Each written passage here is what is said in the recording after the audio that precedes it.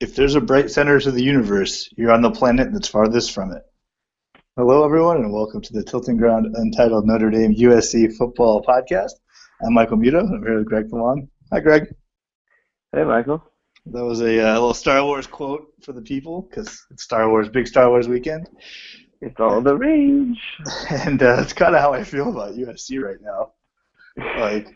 We do a USC Notre Dame podcast, and I try to post like Notre Dame stories and USC stories on our Facebook page and stuff. Nothing. Notre Dame camp, nothing going on. It's all about recruits and like preparing for Ohio State. USC, I miss stories. There's so many things going on, and none of them are all particularly great. Well, we can actually, why don't we get the one thing, because I did remember something. So there's one Notre Dame thing that that can be brought up that is negative. So a freshman receiver was suspended from school or suspended from the team, and he's essentially he's transferring, I guess. Because he was suspended, or?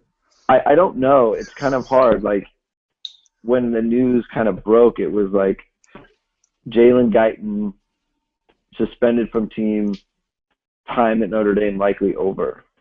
Oh. And, I mean, this was a guy who redshirted, and, I know who he is because I actually really liked him coming out of high school. He went to the same high school as another transfer, Kyler Murray from Texas A&M, who, I mean, they've got a dumpster fire going on over there. But so this was Kyler Murray's receiver, and his numbers were incredible. But he's one of those kids that was like younger, like he was 17 when he enrolled. So I think that Notre Dame knew he was going to redshirt the whole time. You didn't hear anything about him throughout the year. Which makes sense because, I mean, if he's running scout team, you don't hear about those guys very often. And they're pretty deep at wide receiver. It's not like... Yeah. So, it's one of those things, like it's a luxury to have the talent. And so, I mean, it's not that losing him is like a big thing. It's just kind of bizarre how it came about, how it's just like he was, usually it's pretty sketchy. Like he's suspended, and then the future is kind of up in the air. It's like suspended, he's transferring. It's like I don't want to speculate on what happened because you don't even know. I have no idea. But I know that I'm told, or I read it's non-academic.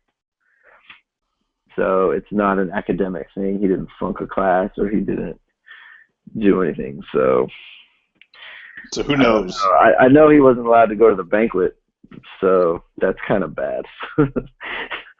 No, you can't even go to the year-end banquet. Sorry. So, which is unfortunate. He probably got a nice suit and everything. So yeah, there's your negative Notre Dame news for the week, Mike. Great. The guy no one's ever heard of got in trouble. Cool. So let's move on to your little. Let's just stick with guys getting in trouble. Starting USC offensive lineman Chad Wheeler.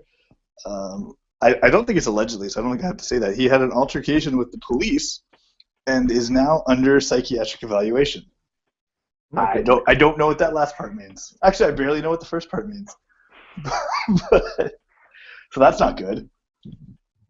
No, it isn't. I mean, he is the opposite of a guy that you don't need. He's a starting left tackle, right? I believe Banner's the right tackle and Wheeler's the left tackle. So that's not good. And Khalil Rogers, the center, is hurt, so I believe he's out for the bowl game. Oh. Yeah. Not great. Not great, Greg. So, I mean, I don't know what this guy did. I don't know if it's like they're kids, so I don't want to make too much fun of him or make too much light of the situation. But I can only imagine what happened. At the very least, he was acting erratically, it seems. And if he's under psychiatric evaluation, I mean, the first thing that comes to your mind is like head injuries, that sort of thing. Like, oh yeah. Is he suffering from some sort of side effects from a concussion or something like that. So Well, let's hope not, for his sake. yeah, but I mean, whatever it is, it's not good. For the Yeah. purposes of this podcast, it's not No, good for their no. on-field projections as far as putting out a good product. Yeah, so more sad news, or not sad, just disappointing news coming out of USC, is USC team MVP, Adoree Jackson, has pretty much said he's going to skip spring practice to work on being an Olympian. Huh. So, so that's good for his football career. He's going to work on the long jump. In the long jump, yeah. Yeah. So, don't know what I think about that. Well, I guess the good news is, like, he can't tear an ACL doing that. I mean, I guess he could, but he Yeah, probably don't say that. won't. Yeah, right. I don't think I've ever heard of that, actually, in a long jump. I guess I'll knock on wood for you. I mean, they need young guys to get reps, right? I mean, Amon Marshall's going to get reps anyway, but, I mean, everyone knows what Adoree Jackson could do. Although, like, it's not like he's a made product. Like, I mean, as we talked about before, like, he has one interception. So. And there's going to be a whole new defensive scheme, possibly. Yeah, good point. He might be a little behind the learning curve there. He might want to learn that. But, I mean, whatever. At least he'll be doing something athletic. It's not like he's working on his music career or something, or he's going to be in a movie. Good point. He's still running and jumping and working out. So, I mean, I guess good for him and good for Clay Helton to, like, be flexible. And, it's just me worrying as opposed to actual, like, something bad happening. Well, it's like he could be an Olympian. It's like, pretty fun. It's like, hey, I'm going to try to be an Olympian. No. No. You have to come to these 15 practices that don't mean anything. Yeah, and go to some garbage meeting. Yeah. It's true. I mean, it is true. Like, I'm sure he'll be fine. Like, yeah. He knows how to man cover. He knows how to zone cover. It'll all work out. Yeah. So let's see. Other sad USC news. Sua Craven's left. He's going pro, as we kind of talked about last episode. We kind of did. I guess people think a lot more of him than I thought. I kind of was, it's like, yeah, maybe he's a first rounder. It's like, apparently he's definitely a first rounder. He's a lock. Who knew? And Clay Helton said that if he came back to school, that he would pack his bags for him. Like he's so good? Yeah, like it would be a mistake for him to come back. I thought that was really weird. I think it's just a nice thing to say, like, as opposed to when Mark Sanchez went pro and Pete Carroll, like, jumped all over him. Well, I mean, it was the wrong decision. Was it? He played tonight for a second. I guess so. He's still making money. I mean, there's lots of other guys who can't say that. Yeah, but so is Jimmy Clausen. That's true. He threw a touchdown pass today. So it's clearly the right decision. Okay. I mean, I'm trying to think of somebody who was like, who did something. There was Tim Tebow. That guy won like 2 national titles in the playoff game. He's not in the league anymore. Oh, I mean, it's totally different. I'm just saying. Well, first of all, Tim Tebow, I mean, if he wasn't such a weirdo, he would still be playing. Probably. Yeah. Or, I don't know. Where's Ryan Mallett? Yeah. Is that guy still on the team? I don't know. He apparently needs a psychiatric evaluation. Anyways, yeah, I think it's the nice thing to do. Like, if you're a coach and one of your guys is leaving, like, you just support him. It's a common courtesy, I think. Did you see Sua Craven's quote though, or like the announcement? No, tell me. No, I might have missed. No, I mean just the statement that he put out. Like, I'm doing what's in my best interest, and was capitalized. Yeah, I thought that was weird too. I thought that was really strange. Well, it was an iPhone note that he like posted to his Twitter page. So I mean, yeah, it could have been a typo. It could have been. I doubt it though. I feel like if you really thought about it, you probably would have done like some other kind of attachment that You would have put to your Twitter page, but whatever. I do like, I am a big fan, just generally, of guys declaring, like whether it's like high school kids declaring for like committing to a school, or like Stuart Cravens declaring for the draft, like especially going to the pros. Like, it's a professional league. Like, you're going to be a professional, and your declaration is a statement on your phone, like notes on the Notes app, and it's like littered with like grammatical errors. I just think it's so good. It's like we could have. Someone could, like, he goes to a school. Like someone could have helped him. Yeah, like just like if you're gonna be a pro, like hire like a person to do this for you, like some sort of firm. I mean, the guy from Old Miss fell out a window. That was like his announcement. So, oh my Stuart goodness, Cravens did better than that. these people, what is he doing? Just having a good time. He's a kid. These guys. He was. I mean, he definitely was having a good time. And then the last bit of note of USC news. I believe when I posted this on the Facebook page, my comment was, USC probably needs to widen their radius when they do coaching searches because wide receivers coach T. Martin is now the offensive coordinator. So whatever. They don't like doing interviews, Michael. Like, who has time for that? They don't. I mean, they certainly don't like rejection. I mean, I feel bad for like making fun of T. Martin because I'm sure he'll do fine. Like, or I hope he'll do. I'm not sure. I hope he'll do fine. And there's no reason to think like he wouldn't. Everyone needs their first offensive coordinator job sometime. Like everyone had their first job at one point.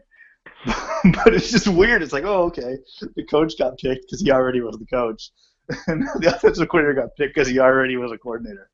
Neat. Well, at least they don't have like a difficult, like, you know, they have a rookie head coach and a rookie offensive coordinator. At least they don't have like a difficult schedule next year. No hiccups at all. I see no problems ahead. For those who don't know, they play Alabama in the very first No, they don't just play Alabama. They open with Alabama. Yeah, the very first game in Texas. Who could very well be like the defending national champions. So that's cool. And then so they open with Alabama and they finish with Notre Dame. Who's their third team? Utah State. Utah State. Who's no slouch. I mean, they're not great. No slouch. I mean, like, look, we'll put it like this. Like, what team was it that like Baylor? They would never dream of playing a team like Utah State. Yeah, that's way out of Baylor's class. Whoa, that team is like, they won like 9 games. Like, we're not playing that. We're not doing that. They're bowl eligible. Nope. I will say kudos to USC for that. Classy program, Greg. It's the one good thing they still do. I mean, even Notre Dame fans are like, whoa, that's kind of ambitious. Notre Dame, Alabama, and Utah State. Yeah. And I think Stanford's in the first 4, and I think Utah's in the first 4. Oh man. So it could be rough going. Hey, trial by fire, Michael. Yeah, it's the only way to learn with a brand new quarterback, a brand new coach, a brand new offensive coordinator, and maybe new defensive coordinator. Yeah. And Dory Jackson at the Olympics. Woo! Yeah, I don't know. So, all right, I know what everyone's thinking who listens to the podcast religiously, that we said we'd have something fun for the people this week, and we do. So Greg and I are going a little short, and I think it's going to be broken up into 2 parts. The first thing we have is the editor over at Raina Troy. Her name is Alicia De Artola, and I will be interviewing her, talking about the USC Trojans. And then after that, there'll be part 2 of this podcast, our first 2-part podcast. And Greg, who are you talking to? I'm talking to the editor-in-chief of OneFootDown.com, Eric Murtaugh. We talked about we're going to talk about the bowl game coming up against Ohio State, the draft prospects, I guess, the guys who have a decision to make as far as returning to Notre Dame or going to the draft. and then finish up with just talking about the overall state of the program where Notre Dame is at. So that's what we got really for the listeners. Guests. Super excited. So we want to thank them. We want to thank One Foot Down, Raina, Troy, Alicia, and Eric. It's really nice of them to come down and do this for us. And Merry Christmas to all the listeners. This will be posted on Christmas week. Yeah, Merry Christmas. Happy holidays. Happy holidays. And let's see, we got to do the usual goodbyes before we get to the interviews. Please follow us on iTunes. While you're there, write a review. Follow the Facebook page. We have lots of good Notre Dame USC articles there, and the latest episodes always posted. You can follow me on Twitter. I'm Michael Muto. You can follow the podcast on Twitter. They're on the Tiltingground Twitter. Greg, what's your Twitter? I am at Greg2126. And that's all we got for you this week. Fight on. Go Irish.